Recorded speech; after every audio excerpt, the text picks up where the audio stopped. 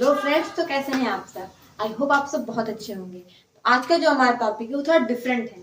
ठीक, बहुत सारे बच्चों के कमेंट्स आ रहे थे कि हमें कुछ चैप्टर पढ़ना कैसे चाहिए, तो उसके ऊपर आज मैं वीडियो लेकर आई हूँ कि how to learn any chapter या एनी टॉपिक, कि कैसे जितना हमें रिक्वायरमेंट है या फिर ऐसा बोले किसी एग्जाम की प्रिपरेशन कर रहे हैं हम, तो उसको कैसे हम पढ़ें। ठीक, तो देखिए स्टार्ट करते हैं कि हम बताएंगे कि कैसे आपको किसी चैप्टर को स्टार्ट। मैं आपके सामने 6 स्टेप जो है डिस्कस करूंगी। हाँ, लेकिन एक कंडीशन है, अगर आपको ये वीडियो पसंद आएगी तो लास्ट तक बने रहिएगा, और अगर पसंद आएगी तो आप लाइक सब्सक्राइब कर दीजिएगा। तो फर्स्ट हमारा जो है कि रीड समरी।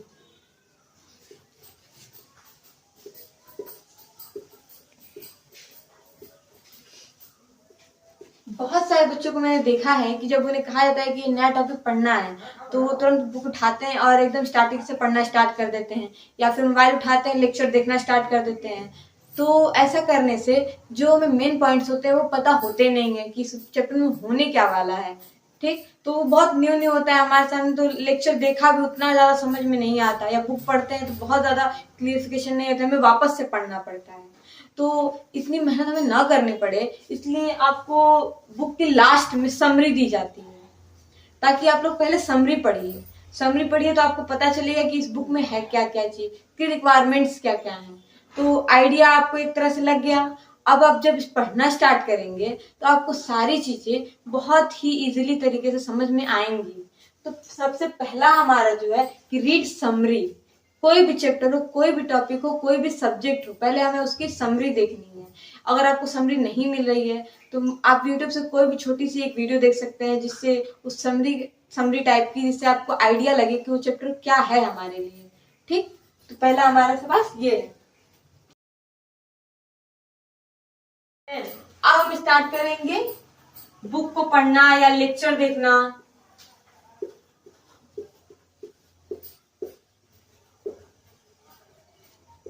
देखिए बहुत सारे बच्चों को मैंने देखा है कि बिना कॉपी पेन उठाए अगर उन्हें लेक्चर देखना है तो ऐसे मोबाइल लगाया और लेक्चर देखना स्टार्ट कर दिया। तो देखिए किसी भी अब अगर बुक उठाया ऐसे पढ़ना स्टार्ट कर दिया समरी के बाद भी, देखिए ये कंडीशन नहीं होती है। आपको कभी भी अगर देखिए आप बुक पढ़ रहे हैं तो आपके पास उस पर नोट डाउन करने के लिए कॉपी होनी चाहिए, कि आपको अगर लगे कि ये पॉइंट बड़ा इंपॉर्टेंट है तो उसे लाइन भी कीजिए बुक में पेंसिल से, और एक कॉपी रखिए अपने पास और कहिए कि ये पॉइंट मेरे लिए इंपॉर्टेंट लग रहा है, ये मैं पॉइंट भूल सकता हूँ, तो उसे नोट डाउन करिए तुरंत।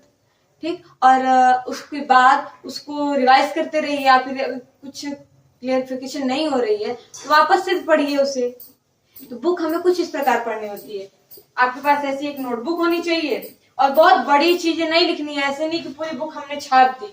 तो बुक और इसमें अंतर क्या रहेगा आपके पास, आपको लगे कि ये मेरे पास बुक है, इतना कुछ इसमें लिखा हुआ, अरे ये वाला पॉइंट मेरे पास इंपॉर्टेंट आया तो मैंने उसको तुरंत नंबर 1 डाला और नोट डाउन कर दिया। कुछ ऐसी कंडीशंस होती है बुक पढ़ने की। ठीक, आई होप आपको क्लियर हुआ होगा। थर्ड पॉइंट जो है, देखिए थर्ड पॉइंट को डिस्कस करने से पहले एक पॉइंट मैं आपको और बताना चाहती हूँ कि जब आपने बुक पढ़ी तो कोशिश करिए कि वो आप किसी को समझाएं। आपके सामने भले कोई ना हो, कोई चीज ही हो या ऐसे ही, आप उसको समझाने की कोशिश कीजिए। क्योंकि जब आप किसी को कोई चीज समझाने की कोशिश करते हैं ना, तो जो पॉइंट्स हमें नहीं आ रहे होते हैं, पहले तो दिमाग में हमें होता है कि अरे हमें सब कुछ आ रहा है, हमने तो कोई चीज छोड़ी है नहीं। जब हम देखते हैं नोट्स या बुक देखते हैं तो लगता है ये सारी चीजें हमें आ रही है, लेकिन जब हम किसी को समझाने की कोशिश करते हैं तब एक्चुअली हमें समझ में आता है कि कौन सा पॉइंट है जो हमें क्लियर नहीं हुआ था, कौन सा पॉइंट है जो मैं समझा नहीं पा रहा हूँ।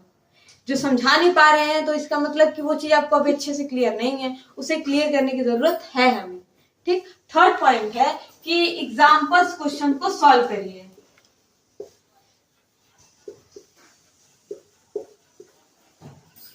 या फिर सॉल्व प्रॉब्लम्स को सॉल्व करिए वापस से। देखिए इससे होगा क्या कि मैथ्स हो या फिजिक्स हो, हमें एग्जैक्ट तुरंत तो आ नहीं जाती है।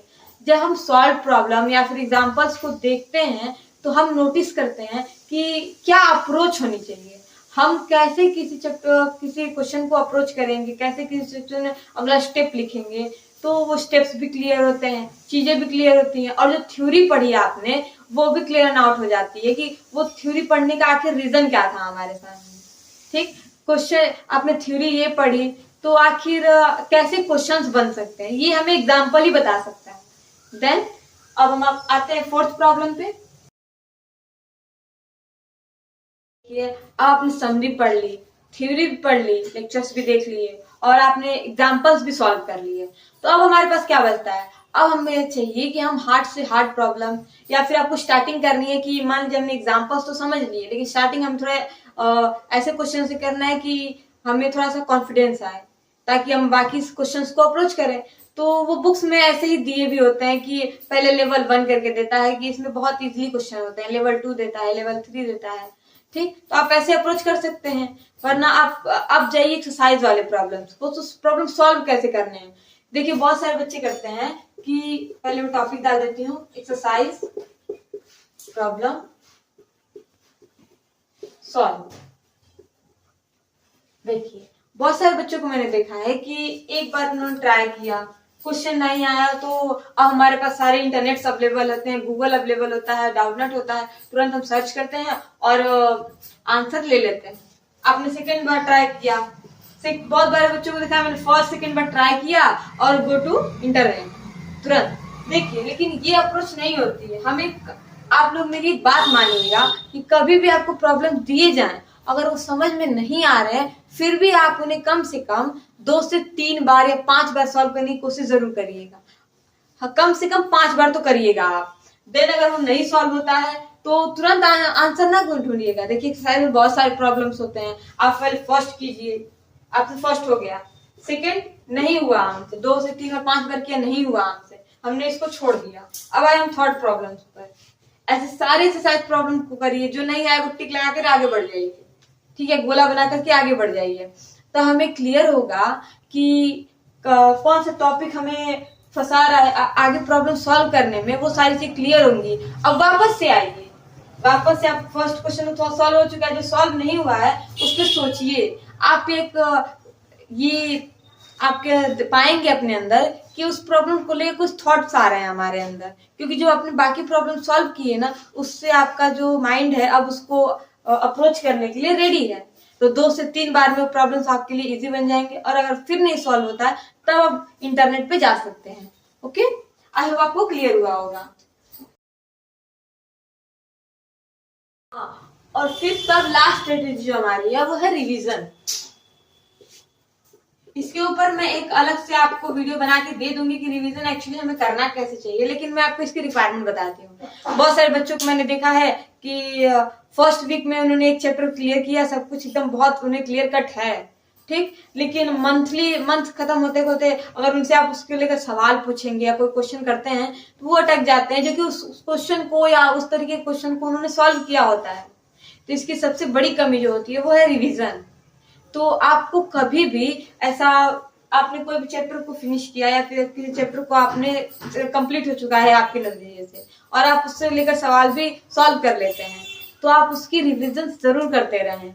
ऐसा इसलिए क्योंकि आप रिवीजन करते रहेंगे तो रिवीजन का मतलब ये नहीं है कि टॉपिक बोला हम लोगों ने रिवीजन करना स्टार्ट कर दिया, बस पढ़ना स्टार्ट कर दिया, ऐसे रिवीजन नहीं। आप चाहे तो अगर मैथ्स है या फिजिक्स है तो आप क्वेश्चंस के जरिए उस चैप्टर से अटैच रह सकते हैं कि आपने 1 हफ्ता 2 हफ्ता हुआ, चलो भाई उस चैप्टर से उठा करके 10-15 क्वेश्चन 20 क्वेश्चन हम कर ले रहे हैं वापस से, ताकि हम उस चैप्टर से अटैच रहें, वो छूटे ना हमसे।